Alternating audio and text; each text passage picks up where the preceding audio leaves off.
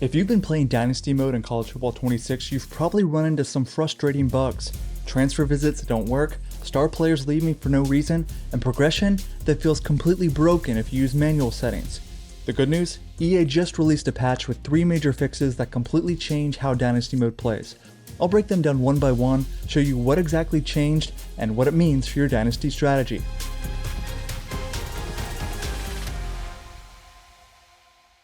When College Football 26 launched, a lot of players immediately noticed problems in Dynasty Mode. That's why this patch is such a big deal. It directly fixes 3 of the biggest complaints from the community. Let's get into the first fix. Fix number 1, transfer portal visits. Prior to this update, transfer visits were useless. You could fill your board with a bunch of transfers, get them on a visit, and then see zero impact. In reality, EA says visits weren't processing until the following week, and even then, they barely moved the influence bar. EA's fixes clean this up. Visits now process during the correct week, and influence from visits has been boosted, so now they actually matter. Here's what this means for you. Don't skip visits anymore. They're a legitimate part of your recruiting strategy in the offseason. If you're pushing for a transfer, schedule those visits and use them alongside hard sell to maximize your influence. Fix number 2, deal breakers and transfer logic. This patch also corrected 2 major immersion breaking issues with transfer logic. The first is playing style deal breaker. The game wasn't calculating playing style stats correctly. That led to absurd scenarios like a wide receiver leading the league in receptions and receiving yards and still transferring because he supposedly didn't fit your system. Now, stats track correctly. If a player is thriving in your scheme, he won't just bolt for no reason.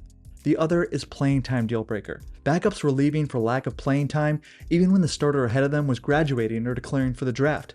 You could lose multiple players at the same position for no logical reason. EA says they updated the logic. Backups now recognize when playing time is about to open up. If your QB1 leaves, QB2 is less likely to transfer and more likely to step into that starting role. Here's what this means to you. Roster management finally feels realistic. You'll still lose players, but you won't lose your entire depth chart in ways that make no sense. You can actually plan around deal breakers instead of constantly patching holes left by broken logic. Alright, fix number 3, and this one might be the biggest one. Manual progression XP penalty. This was in my opinion the biggest bug in Dynasty Mode. With manual progression enabled, the default 25% penalty setting made it seem like players weren't progressing at all during the season. Here's what my testing showed before the patch. At a 0% penalty, players earned a decent amount of in-season XP. At 5%, progression slowed way down. At 10%, only quarterbacks and maybe a running back or O-lineman got points. And at the default 25%, basically no one progressed outside of the quarterback. The fix makes XP gains consistent again. With manual progression turned on, players now earn XP properly during the season, and the penalty percentage actually seems to scale the way it's supposed to.